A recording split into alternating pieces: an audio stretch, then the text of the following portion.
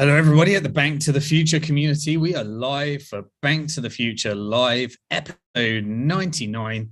And if this is your first Bitcoin crash, welcome to the Bitcoin crash of 2022. I have personally been through many of them. My first one was in 2011. And I'm going to be covering the things that I think you need to know to survive the Bitcoin crash of 2022. And this is an interactive session. The idea is that in the first half, I'm going to cover up some slides. We're going to go through a few things, and then we can move over to you asking your questions. I'll answer as many of your questions that you got. I want this to be as useful for you as possible. And we're mainly focused on the investment side. So if you're not familiar, on my personal YouTube channel, Simon Dixon, is a bit more political, it's a bit more quirky. This is for those that are investing in the sector, that are investors and want to get their questions answered, bit more professional, and we go through a bit more content. I'm currently at the hotel at the moment, so different background today. Hopefully the internet survives, and we're going to jump straight in. So I prepared a few slides for you, and just before we do that, I want to show you where you can get your questions answered. So Azad's going to be sharing the Slido board right now. And here the questions have already started coming in. There was quite a few coming in already. You can scan that QR code if you're on your mobile, and that's where you can come over here. No account needed, or just simply head over to slido.com and enter those details that you see on the left there. Was that BF99? Yeah, BF99. Okay, enter BF99. It will take you right over here. You can ask your questions, or you can read other people's questions and upvote the ones that you would like me to cover. We're focusing, again, this is more on those that are building their wealth, protecting their wealth. As I said, I've been through several Bitcoin crashes, so I'd like to share with you some wisdom. So I personally experienced my Bitcoin crash from $30 to $3 in 2011 when I spoke at the first Bitcoin conference. It was around about that time, and that was a 90% correction in a very short period of time.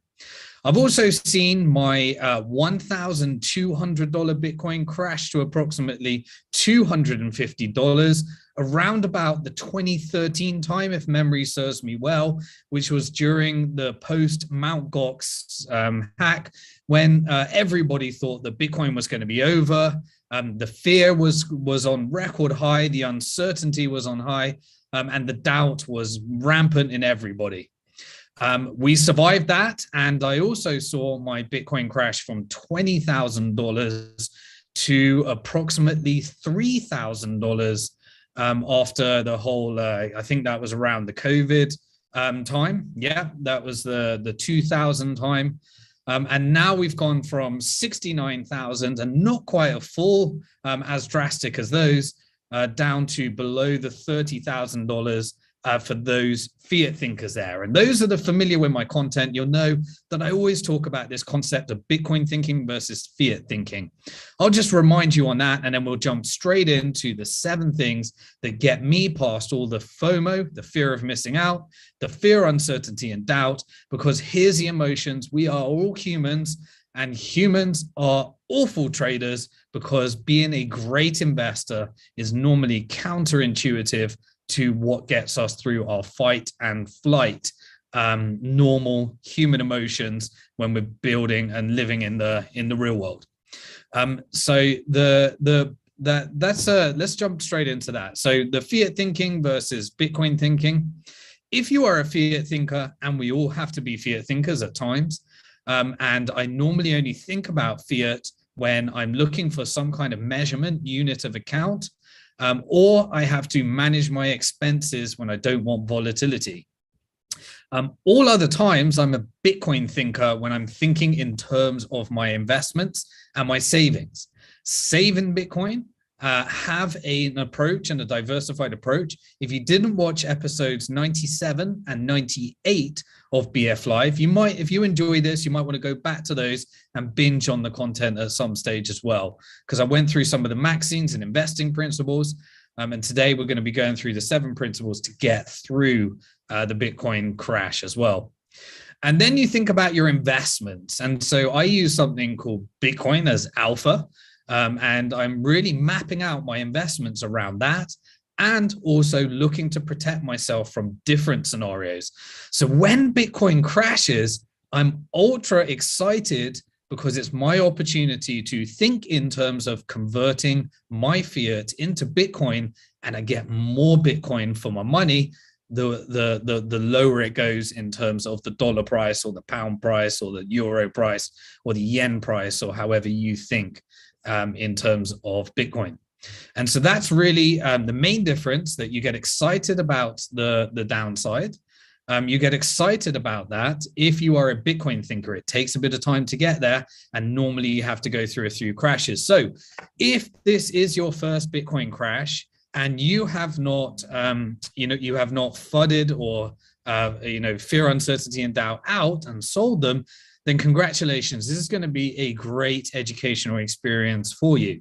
If you were following my personal YouTube channel, when Bitcoin was about $65,000, I was trying to warn people, get ready. And there was some videos out there getting people ready for it. But by get ready, I don't mean start trading. Don't try to call the tops. Don't try to call the bottoms. You can do that with a percentage if you are thinking about trading. But what I'm going to be sharing with you is the principles that I use to get through that. So let's firstly see if I can successfully share my screen so I can go through the slide deck with you now. And that is in the way. Hopefully you can now see my screen. Okay, Azad, is it showing the BF Live 99, 11th May 2022?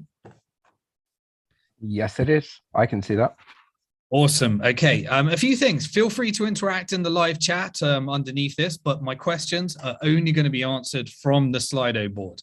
Okay, so I'm going to switch off my camera for this section because I'm going to be going right in, and I've got a big light on me, trying to make it light enough in the thing. Okay, great. Right. Okay, so the first thing is that most people make big mistakes because of these 2 emotions that drive much of the behavior of bad investors. And that is the fear, uncertainty, and doubt. All of the headlines that you're going to see, all of the people that tell you that Bitcoin's dead, Bitcoin's over, all of the people that bought it and they're now scared that they bought it at the top, and now their parents, their friends, their people that worked in the banks, and everyone can tell you, I told you to avoid that thing. You got to really increase your time preference to get over that a little bit more. And then obviously FOMO. So when the market is FOMOing, i.e. it's going up and it's reaching all-time highs, everybody says, oh, I've missed the boat.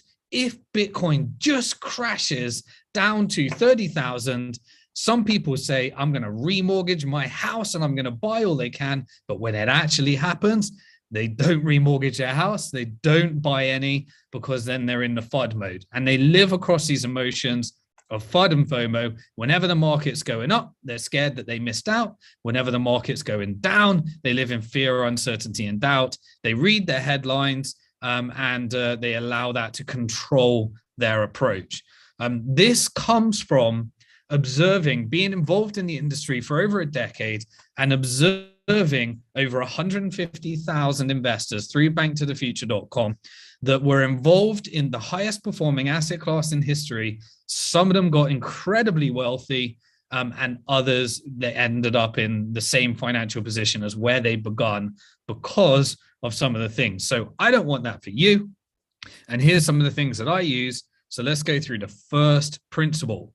The first principle, whenever you are feeling that emotion, whenever you are feeling like you are experiencing any type of FUD or FOMO, I want you to go logarithmic. Now that's a fancy word. What do I mean by that? I'm going to head over to CoinMarketCap right now. And hopefully you can still see that. Azad, is it showing the screen share of the CoinMarketCap rather than the slides? No, just the slides for now. Okay, so I think I'm just sharing the slide screen. So I'm just going to share again, and this time I'm going to share everything. Okay, so now can you see CoinMarketCap? Yep.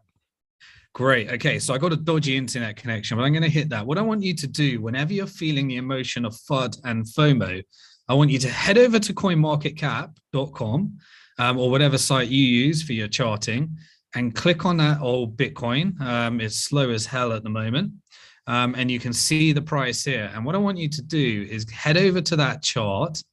And you'll see these things that are designed to psychologically destroy you back to fiat thinking, away from Bitcoin thinking. And in your reptilian moment, you're going to start thinking about your fiat wealth.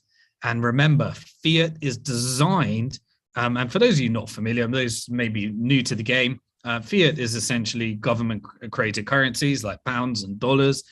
And it is designed to go down in value long-term. Bitcoin was designed to be hard money. And by hard money, it means that it has a completely fixed supply that cannot change. And therefore, the properties of it is if the demand for hard money goes up over time, then the demand, the only place that outlet can go is people paying a higher price for it. So what I want you to do, the very first thing I want you to do here is hit that all and log out to the bigger picture here. When you hit all, you'll start to see, okay, this is looking a bit more less scary. And then I want you to do one final thing, and that is hit this log button here. I want you to think logarithmic. So what that has done is it's taken out all the noise of the chart and shown you across Bitcoin's entire history, we have been in a bull market with corrections in between. All it has done is it's taken out some of the noise and changed the scale on the left, but it is still the same data. And this is the chart that Bitcoin thinkers look at. Bitcoin thinkers see this as the world's best shot at ever achieving digital hard sound money. Digital means that it's online. Hard means that it has a fixed supply. Sound means that the government cannot take that or change that. And money means that it is actually used as a store of value as well as a medium of exchange as well. So Bitcoin's whole history is that it started as a medium of exchange, and then the price kept going up, as you see here, in a 13-year bull market. Everybody called it dead all the time. Then it continues to go up, and people start to learn, I don't want to be Bitcoin pizza guy. Bitcoin pizza guy is the person that spent 10,000 Bitcoin on 2 pizzas. So then they start saving it as a storeholder wealth. They experience the crashes that you are experiencing right now. And if they survive those, then they get to the stage where they actually use it as a storeholder wealth. And then once they become wealthy, they can start thinking about using it as a medium of exchange. And that's where innovation has happened over time, like Lightning Network, to allow people to spend it a lot cheaper than spending it on that. That's what we're seeing in El Salvador at the moment, Lightning Work adoption across the businesses and people. So go logarithmic, it takes out the noise, and then you say, well, what am I worried about? What is it? And then you realize you're in a 13-year bull market, and it just takes out that noise. So that's the very first thing. For that is to go logarithmic. Okay. Once you've gone logarithmic, so anytime you feel the emotion of FOMO and FUD, just go logarithmic, head over there, and it should remind you what you're doing. The second thing is, and I constantly do this, repetition is the mother of all learning. If you're new to the channel, then then make sure you've subscribed to this channel as well. And hit that subscribe button, because this is where I give some of the more formal content for those investors looking to build and protect their wealth. Separate out your savings, your spending, and your investing as well. So what I mean by that is the reason that Bitcoin is hard for people to get their head around when they're fiat thinking is because they start to calculate whether they can pay their rent, or whether they can cover their mortgage, or whether they're going to be able to buy that Lambo. And because they are in a mind, they were born into a world of fiat money. And fiat money, when your money goes down in value over the time, encourages debt and expenditure. And so when you save in fiat, it's like a melting ice block. You're losing, like at the moment, you're losing approximately, if you believe the consumer price index, about 10% just by holding your money in fiat. In other currencies, it's a lot worse, depending on the country that you're in right now. So holding your fiat currency is like a melting ice block where you're going to have to work harder and harder, and it's destroying your wealth by saving it. So you need to start to, if once you realize that and you're moving out of fiat thinking, you realize, but yeah, I need to have some money in order to cover my expenses. And for different people, it's different things. I can't give you financial advice. I can't give you tax advice. I can't give you legal advice. I don't know your financial situation. I don't know your plans. But what we've always done when we work with our retirement plan B clients is we get them to do their income statements and their balance sheets in order to know their situation and plan out longer term strategies for building and protecting their wealth. So the first thing is to separate out the spending. Now, this is, some people, depending on your security needs, they want to hold about 3 months to 6 months in security in the fiat money that they know is going to go down in value, and that it's a melting ice block along that they hold it in their bank. And then they can separate out their savings and their investments. So for me, I hold my savings. It's a bit more sophisticated. I've created a 4 3-part video series where I went through the exact allocations that I use. Doesn't mean they're right for you, but the allocations that I use in terms of saving is done in what I call money. Now, I want to distinguish between money and currency. Currency is this thing created by governments. It used to be backed by money. It used to be hard. And then over time, it moved from receipts for hard money to credit for hard money when more money was more paper currency was actually created, to fiat currency. And fiat currency means that it's not backed by anything hard. And so that's why it's a melting ice block, because governments around the world need to print more because it's very unpopular to tax people, and it's very unpopular to do austerity and spend less money. And so people only vote based upon how much their government is going to spend. And in order to do that, they need to promise that they're going to buy lots of stuff for people. And so therefore they print money in order to buy that stuff, because they never tax enough in order to cover it. So that's why the value of your money, there is no such thing as a free lunch. The free lunch means that you pay in inflation instead. When asking governments to spend things for you, you're saying that you would like to pay in inflation later. That's why we have to, I keep a minimal amount in the spending account. So the saving account is money. To me, there's only 2 forms of money today. There's gold, which is 5,000 years of history as a storeholder wealth. And then there is Bitcoin, which is harder, but more speculative with only 13 years of history. And then there is investing. So what I tend to do is I make sure my bank account is my bank account. My saving account is where I hold stuff. So I hold some of that on, for example, my BnkToTheFuture.com account. Let me move this thing that's getting in the way. So here's an account on Bank to the Future.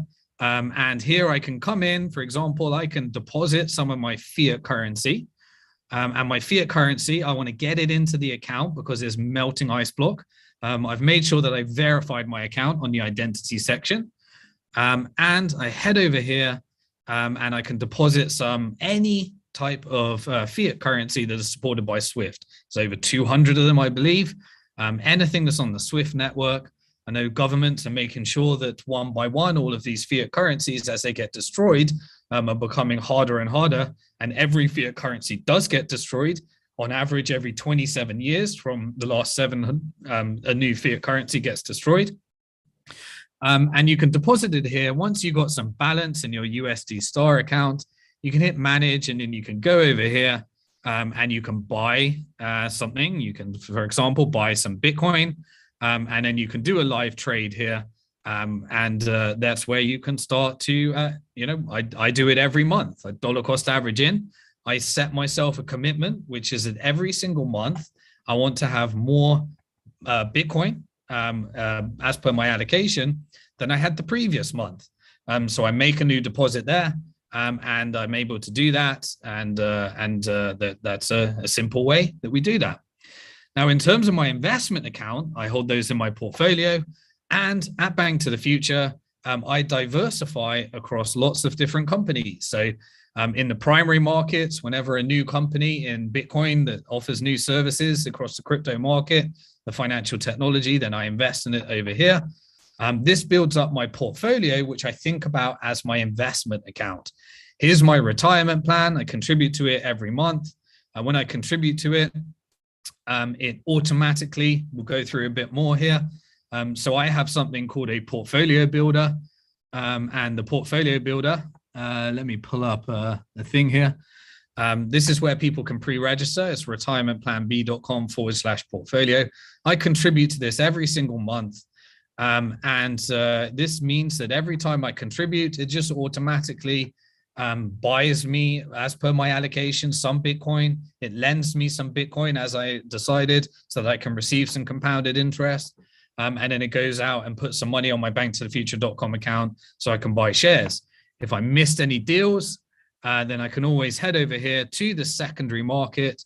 And there I can see previous deals from investors that maybe want to sell some of their shares because they need to pull in a return there. So we've got some of the largest exchanges, and this stops me from having to, speculate on crazy risky things. Here's the beauty. When Bitcoin crashes, everything else crashes harder in the crypto market. When Bitcoin rises, other things tend to crash, tend to go up higher as well. But rather than having to speculate on all that stuff, I just own shares in the exchanges. And the exchanges have to stay on top of all these crazy trends. They hire, hundreds, some of them, Coinbase, for example, one of our portfolio companies that went public on the market. They hire, 2,000, maybe more people to make sure that they're on top of all these trends, all the metaverses, the NFTs, all the crazy stuff. And guess what? When the market crashes, everybody starts trading, they make money. When the market goes up, everybody starts trading, they make money. So if I'm a long-term and I'm increasing my time preference, which is how long, and by the way, how do I increase my time preference so that I don't fall for FOMO, FUD, uncertainty, and all the things? I separate my spending money so that I'm not prone to the emotion. I go to the logarithmic chart so I can remind myself of what I'm doing here, and I contribute each and every month, no matter what is happening in the market.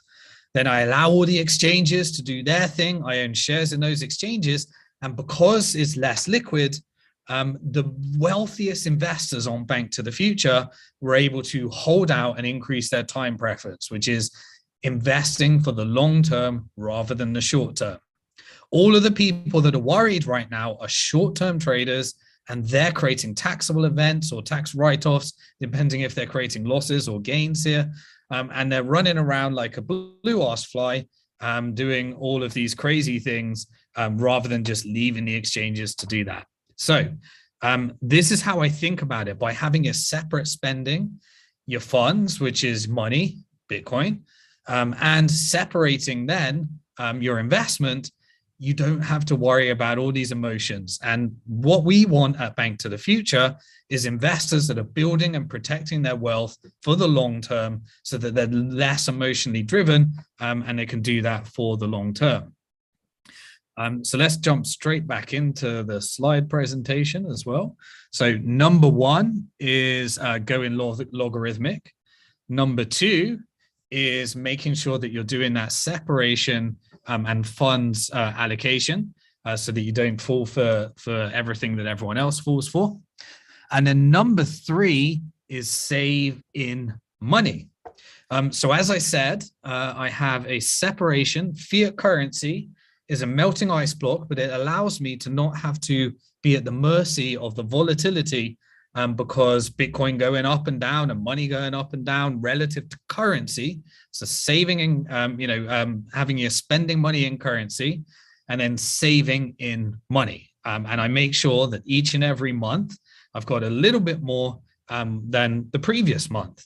And then because the goal is to accumulate money through Bitcoin thinking. So what's number 4? Develop a wealth management plan. You don't want to be trying to figure out how you're investing, how much you should be investing, whether you should be buying, whether you should be selling. I just simply have a wealth management plan. So if you are at a position right now where you are already a high net worth investor, you may or may not.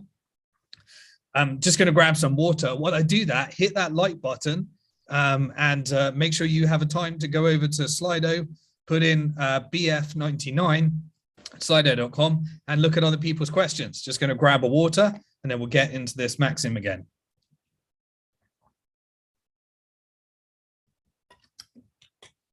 Okay, and if you've been enjoying this so far, by the way, hit the like button. As I said, on my Simon Dixon YouTube channel, I cover more in terms of geopolitics and cycles and that type of stuff. But this is more for those that are ready to actually start thinking about investing and want to build and protect their wealth. Have a wealth management plan. So that consists of several things. Asset allocation, some of the things I covered in previous BF lives. Inheritance planning, longer term thinking, recognizing how you minimize taxable events, using structures, really thinking how much do I allocate, rebalancing some of the principles that I covered in the previous. If you didn't watch the previous BF live, then head over there and we go through some of those things. But have a wealth management plan. Now, due to popular request, every single year, we do our online wealth management program, and we get flooded with emails from people saying, I don't want to wait. And we're doing our next one in October. But what we decided to do is allow people that want to do it online early. Now, what we do is we want to make sure you implement what you learn. And so what we do at Bank to the Future is we have our retirement plan, the online wealth management program. I'm just going to show you the page here. Where are we? Get that Zoom thing out of the way so I can hit the links. Bear with me a second. Keeps pushing that up there. Okay. We have our online wealth management program, and we're going to be doing our next one in October. And that's where I spend, I invest live with our investors. We go through their financial plans and they set everything for themselves. Everything we do together is covered here. We do it week by week. And then on the Friday, I tend to have a session with our inside group. We've had about 1,000 people through the program now. And we cover it week by week. Now we're going to be doing our next one in October. But we had a request for those that want to get started on the online version without the interactive version, and then they can get invited to the interactive version. So if anyone doesn't want to wait, then you can start on the online version. It's retirementplan.com/sign_up. Hopefully the guys will put all these links in the description. And you can just get started. Now, all the content will be there. It's a lot of content. It goes through all the financial planning. It goes through all the wealth management planning so that you can do your income statements, balance sheets, put together your strategy mixes, all of the things we covered in last week's session. You can check that out over there. You can sign up early, and then in October, we'll join for the live session where I'll be answering all your questions, and we'll do it week by week. But if you wanted to get ahead, then that's one way of doing that. So because people were asking, our team made that available. So have a wealth management plan, which is what wealthy investors do. And then they don't get subject to all of these short-term distractions, FOMO and FUD. So just in recap, go logarithmic, separate your spending, your saving, and your investments. Save in money rather than currency. Develop a wealth management plan. What's the next one we got? Dollar cost average. So I do it every single month. So then when you get a crash, dollar cost averaging works a lot better. For those of you not familiar, dollar cost averaging is the process of forgetting about price. No matter what the price is, no matter what the situation, you just purchase. And you pick a date. So I contribute to my retirement plan once a month. And then whatever the market says, it goes out and it purchases Bitcoin. It does my diversification. It lends some of it. And so that I can get some compounding effects, which we'll cover in a bit. And just simply dollar cost average. This way, when the price crashes, you're excited. When the price goes up, you feel some of your fiat wealth increase. And then you just don't need to worry about the Bitcoin crashes of 2022. As I said, I've been watching people and doing, seeing this for over a decade now, and the results have been tremendous for those that actually implement it. Okay. The next one is to compound your growth and income. So what tends to happen in the crypto space? People realize that you can get incredible yields in crypto, for example. And so they take all of their Bitcoin or whatever it is that they have, they maybe convert it into a stable coin to get some yields, and then they expose themselves to one counterparty or one DeFi smart contract or one thing. What I do is I just set my percentages, which is what how the portfolio builder service helps me. And then it just does it automatically every single month. So that I'm not exposing myself to one strategy and one approach, but I also get the benefits of compounding. Compounding is the process of when you contribute every month, you earn interest, you then start earning interest on interest. And over a long term, if you have long time preference and you stick with it, it then starts to reach the stage where your interest covers all of your expenses in the saving part. And then you can put it for the spending as well as you start to plan that. In order to manage that process and when you take it out and how long you contribute to, that's where a wealth management plan comes through, and starting thinking along the lines of a retirement plan. So now we got the final principle before we start going through your questions, and that is the importance of 10 different protections. So most people, once they've built their wealth, they really focus on protecting their wealth. And so those that are looking at, the Bitcoin crash of 2022, if they haven't done these separations properly, they might be not protecting their wealth. And there's 10 different types of protections, whether it's the tax side, the inheritance side, the psychology side, crypto-friendly banking, and various other things that you've got to get right when doing this, that we've always cover with those on our Retirement Plan B online wealth management program. I'm happy to cover those in a future episode as well, to give you an overview of, from 150,000 investors in over a decade, some of the things that we've seen that need protecting, that need thinking about. So let's just recap all 7 of those if you've joined me. And if you've enjoyed this, hit the like button. And if you want more content like this, hit the subscribe button, hit the bell symbol, hit all, and YouTube will notify you, because next week is going to be our big 100 episode. What I'd love to do is I'd love to hear from you. Maybe tweet me or put in the live chat or in the comment section if you're watching the recording, what you would like us to cover for the 100 episode that would serve you the best in building and protecting your wealth in the Bitcoin crash of 2022. So let's do a quick recap. Go logarithmic. Rewind if you're joining me right now and watch the beginning. I showed you how to go logarithmic.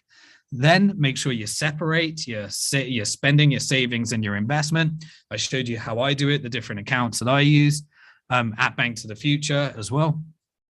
The third concept is saving in money rather than currency, so that you're not subject to a melting ice block. And because you're not using it as spending, you don't get the emotions of FUD and FOMO that could prevent you making that work for you. The next one is to build yourself a wealth management plan. If you want, watch our free videos, and also feel free to join us on the online wealth management program, and we can go through it together in October. Dollar cost average, I do it every single month, no matter what's happening with the price. Don't need to time the market. Compound your interest, compound your growth by contributing regularly, and finally implementing those 10 protections that help you build and protect your wealth, that really allow you to be excited no matter what's going on. So let's stick the camera on right now. Let me see how we did for time. So we did 35 minutes. Okay, 5 minutes over. That gives us 25 minutes to answer as many questions as we can go through. So Azad, should we pull up the Slido board and see what questions we've got? Yep, let me just share the screen. Okay, while Azad's doing that, you'll be able to see a QR code if you've just joined us. Scan that QR code. You can ask your question or upvote other people's questions, or head over to slido.com or use some of the links and you can put in BF99. So what's the first question we got, Azad? Yeah, the first question is from Peter. Bitcoin has fallen due to the UST algorithmic stablecoin breaking the buck. Is this an opportunity to buy Bitcoin, or are further downward spirals from distressed selling likely? So hopefully you watch my presentation and you know the answer to that question. I don't care what the price does. The more it goes down, the better for my dollar cost averaging. When it goes up, it's exciting to see your fiat wealth grow. And that's the psychological shift, rather than trying to time the market, trying to stay up to date with all these things. For those of you not familiar with the UST thing, UST is an algorithmic stable coin, and it's a stable coin that hasn't had much history, and it didn't hold its peg. And so, you know, the creator of it, you know, this is what happens with more centralized things. So you can understand the difference, you know, between these types of stable coins. Essentially, they have creators, they have central planners, they're like central banks in that sense. Things can go wrong, the contracts can go wrong. And then if that drags down the market with it as well, then all good. We get to dollar cost average and buy in at a greater price. There's more innovation that goes there. But there's only one from digital hard sound money in this industry. So don't confuse any of the other things, and let it get you. Next question.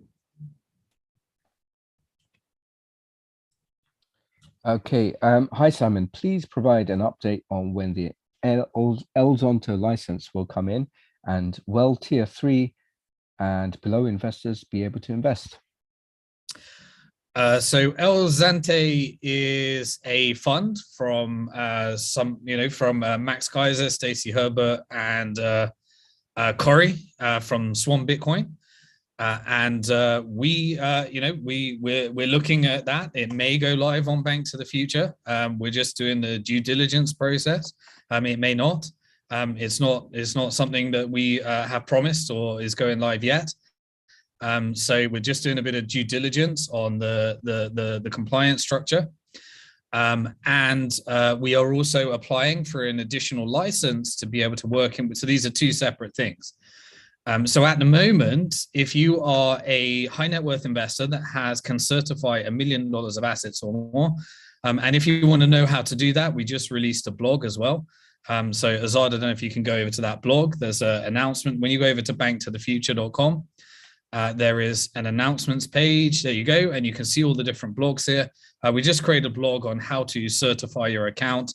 I think there's a few, we'll add to that. There's a few more updates. That's an initial guide.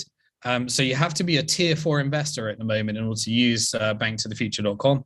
We're applying for investor to allow tier 3 investors to be able to invest in deals, which means non-high net worth investors that meet the qualification criteria as well. That's set by regulators. We want to be as inclusive as we can. Regulators set the rules. We have to follow the rules, and we make sure that we include anyone that can be included. So if we secure that license, then tier 3 investors will be able to use Bank to the Future if you've completed that. And then you can look at all deals, whatever they may be.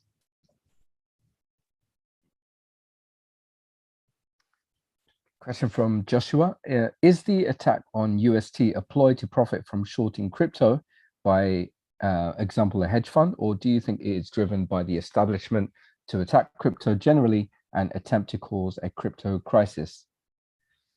any attacks will be taken advantage of. This has been the story of Bitcoin. Every single time there is attack, it comes back stronger because it's different from everything else in the crypto market. So if someone creates a smart contract and it has more centralized properties, and it is connected to a promoter or creator, then anyone, whether it be a traditional financial institution, a central bank, a trader, a Bitcoin whale, a hedge fund, they're going to take advantage of all of those profit opportunities. And that's why it's just a completely different thing to the Bitcoin as well. So short-term manipulative behavior happens all the time. It happens in Bitcoin. It's not immune from short-term attacks. But it's always survived so far the last 13 years and comes back stronger. And that's because of many of the properties and the way that it was designed and its decentralized properties as well.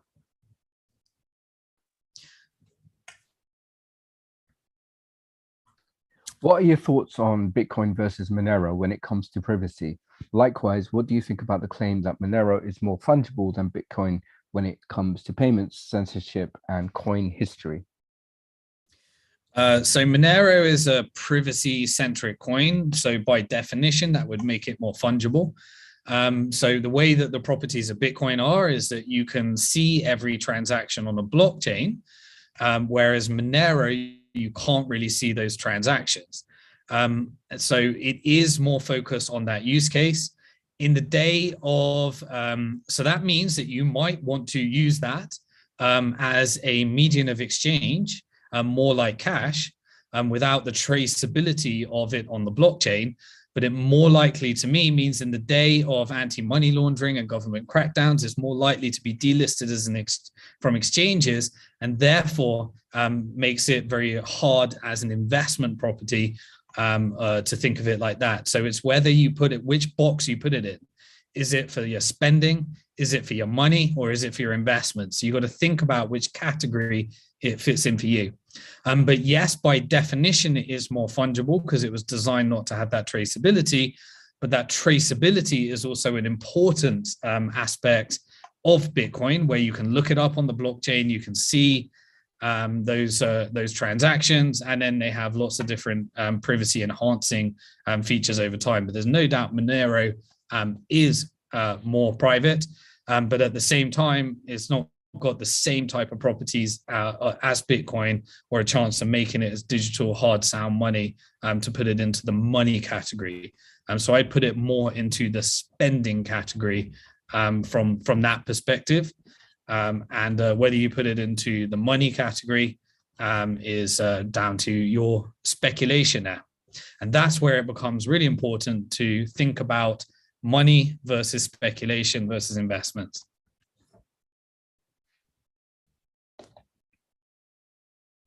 Trying to verify Tier 3 level template European Economic Area.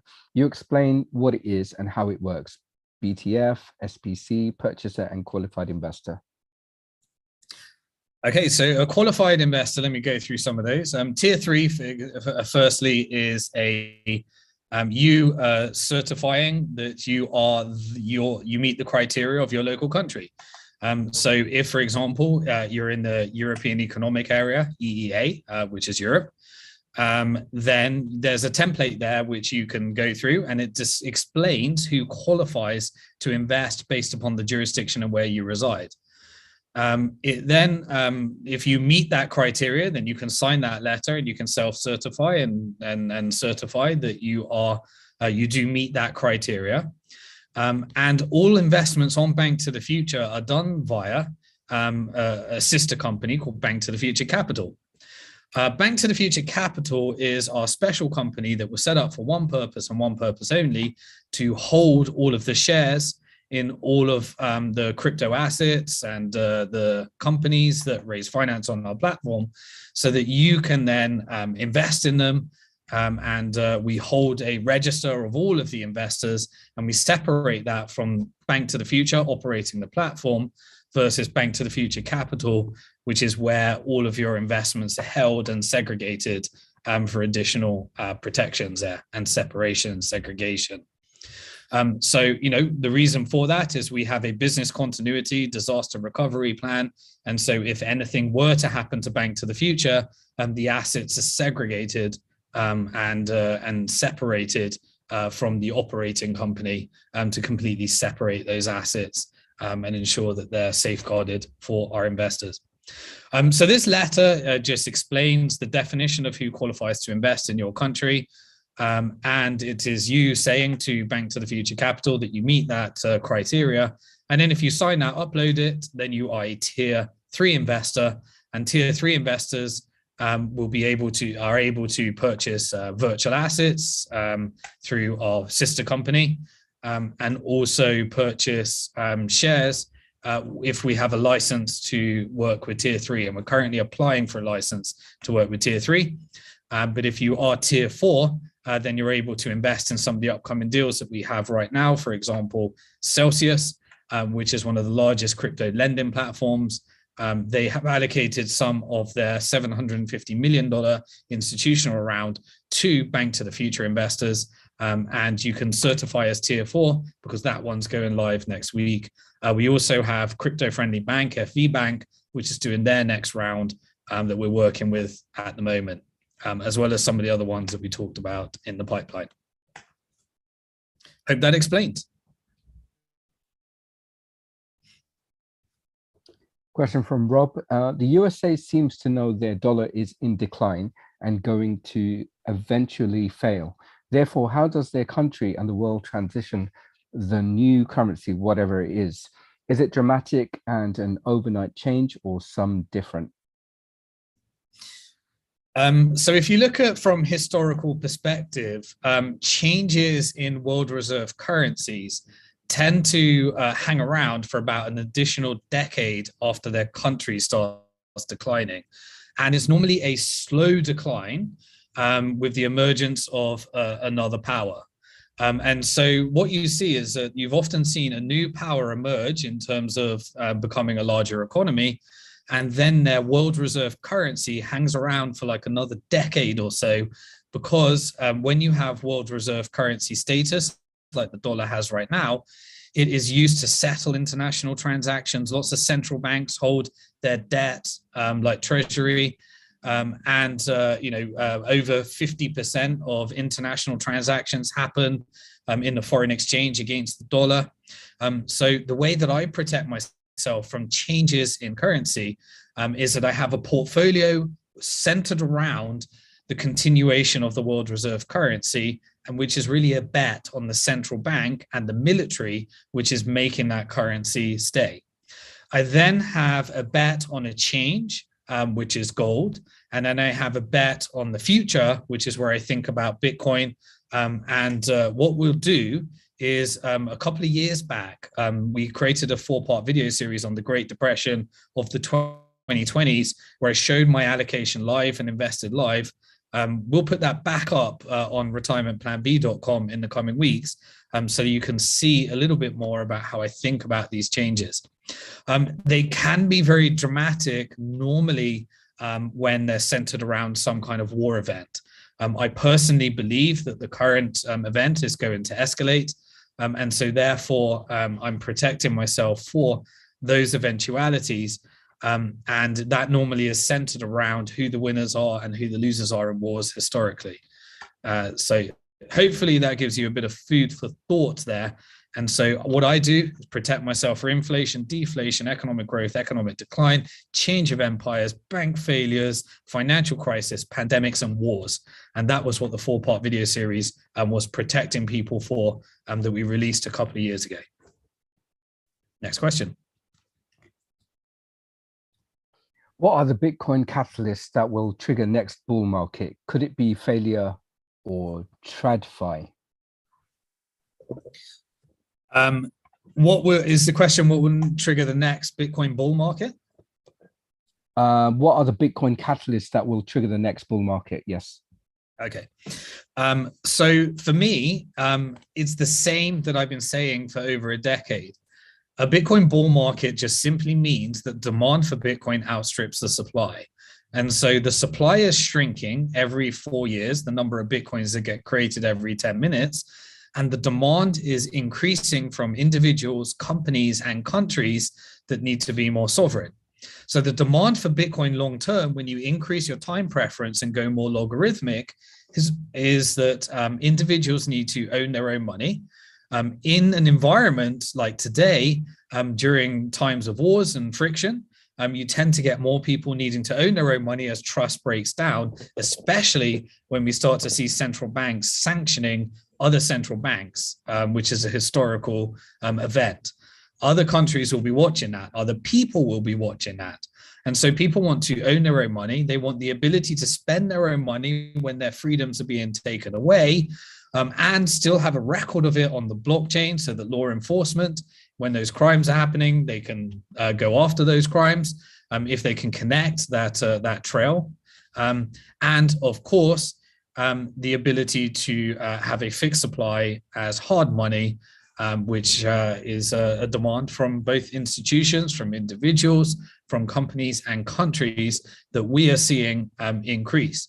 So I love bear markets because at Bank to the Future, we get to calm down a bit, we get to work with our clients, and we get to build longer time preference plans, whether that be companies merging with each other, whether that be companies, some of our companies, for example, exiting onto stock markets, or whether it's countries like El Salvador that are launching Bitcoin bonds. We get to really work with those, and then we're ready for the bull market when the demand and then people start to come in, countries start to come in, and companies start to come in. What's the cause and effect relationship? Anything that causes people to want to own their own money, spend their own money, and benefit from digital hard sound money's fixed supply.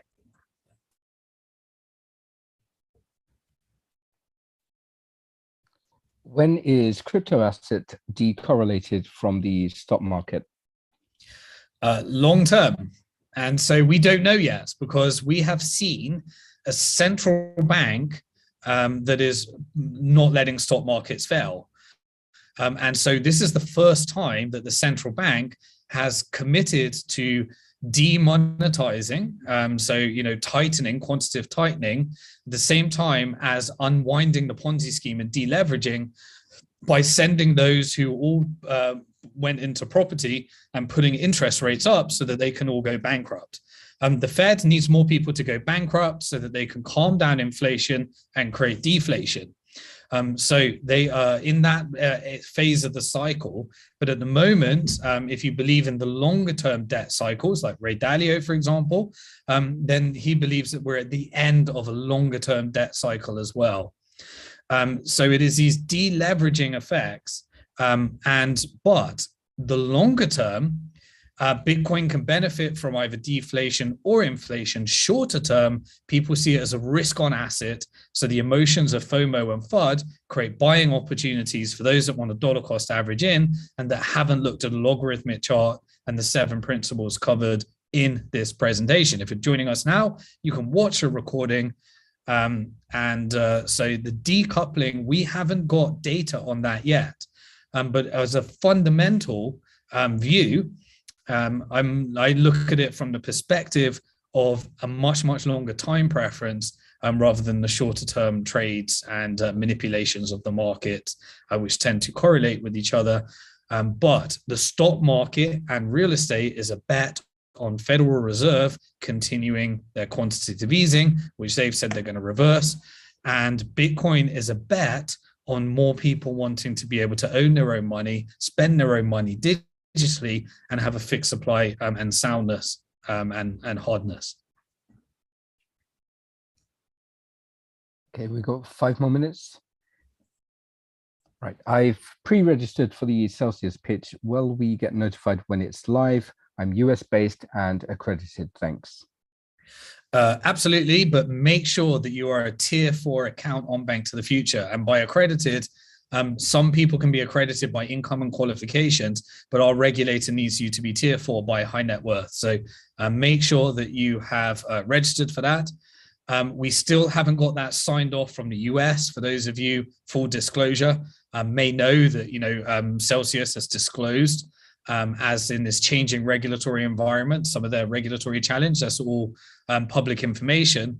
And so we're trying to get that signed off at the US right now. So if we get that signed off, then we will, of course, let you know if you're pre-registered. But the most important thing is make sure that you've got your tier 4 account ready to go. And also remember, if we can't do it at this stage, our goal is to get additional licenses so that we always have our secondary market as well in the future as well. But yes, if you're registered, then we'll notify you.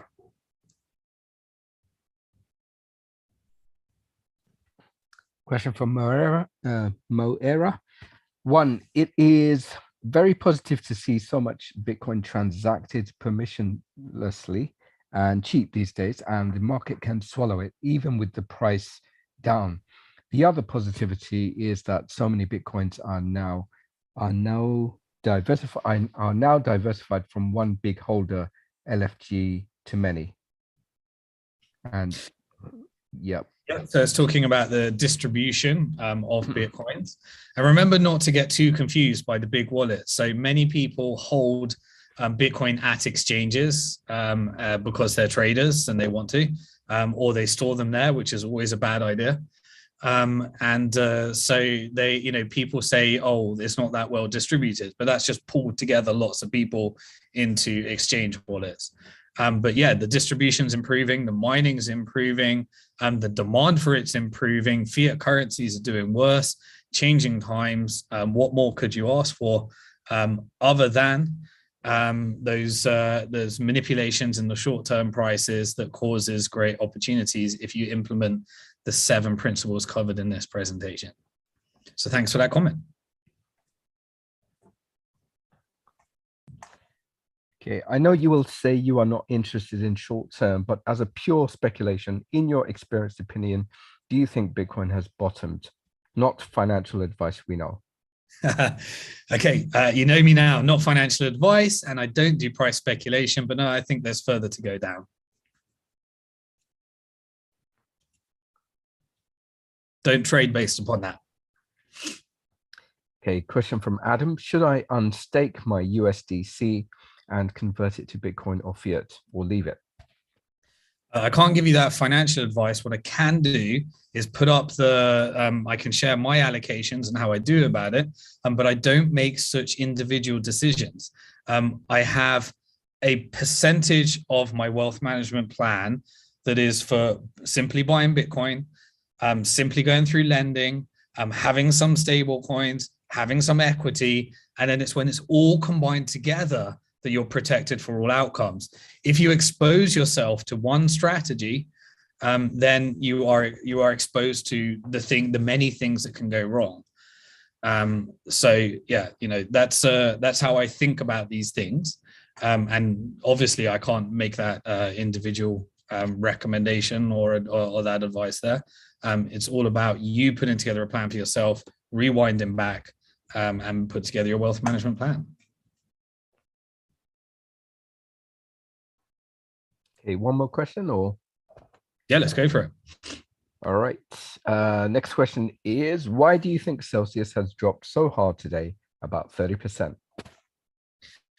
I assume you're talking about the Cell token as opposed to Celsius, the company. So let's just make that clear. Celsius, the company, we are working to do a share offering, and share offering, because it's not tradable, means that you're not at the mercy, you're just focused on the real value as opposed to the mercy of speculators and buyers and sellers.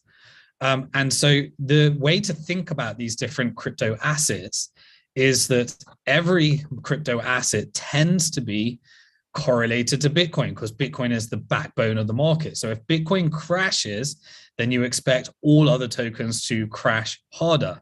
Now, whether there's some individual fundamental news about that token and any of the things or economics have changed, or whether it's just one whale deciding to change their position, is all short-term speculation that really doesn't matter. And I'll beat this drum till the end. And I know you want to hear it. I know you want to, and I know you haven't listened to those 7 principles because of such questions. So it is about taking a fundamental, principle about what exposure. So what exposure are you trying to protect from or benefit from with owning Cell token? And that's what you need to think about. Personally, I like equity because I've got a higher time preference and I don't need that short-term liquidity. And tokens and equity are completely different. Equity, the company owns a bunch of tokens and all of the value of what the company builds is there, and the Cell token is based upon the economics of that. All right, let's end on one more question. Okay. Okay, final question from Neil. Was the price crash a result of increasing interest rates and investors shifting their money from crypto to traditional investment assets? Okay. So what is a price? A price is simply people selling on an exchange, and what is a price? And people buying on an exchange.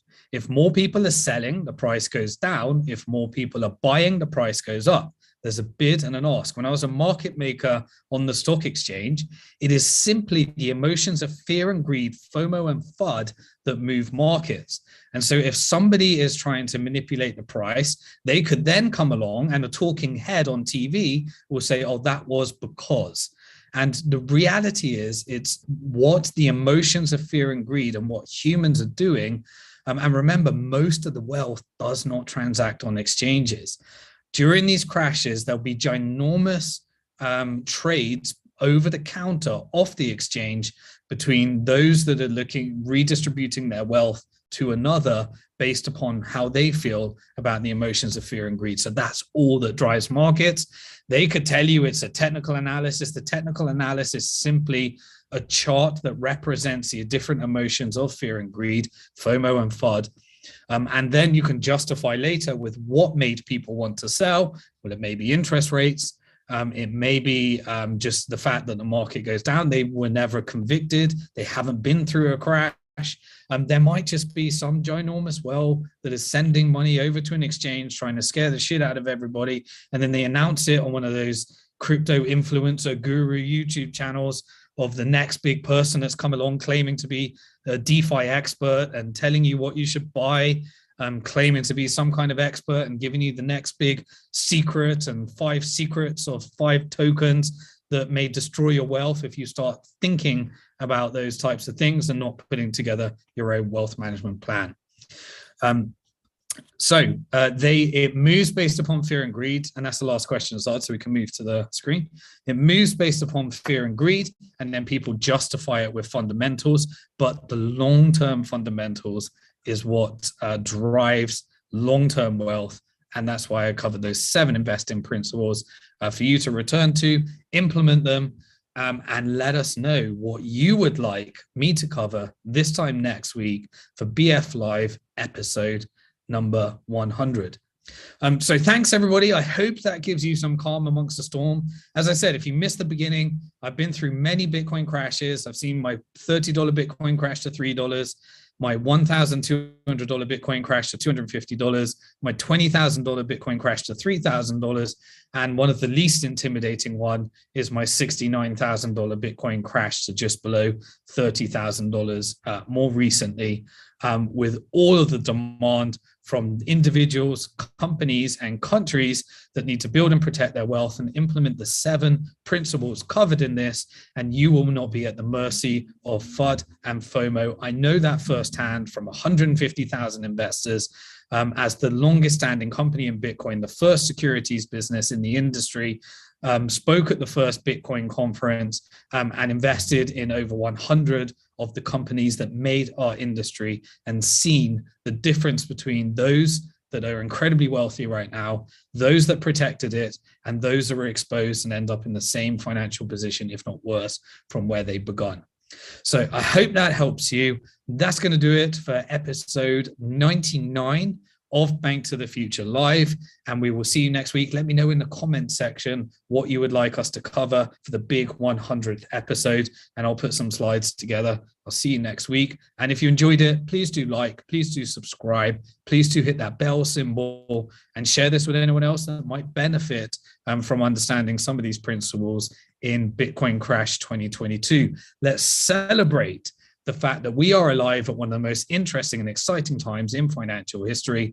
Many are going to get hurt, suffer from FUD and FOMO, or not even be able to invest. I want you to be on the right side of that. So that's going to do it for Bank to the Future Live, episode 99. Peace.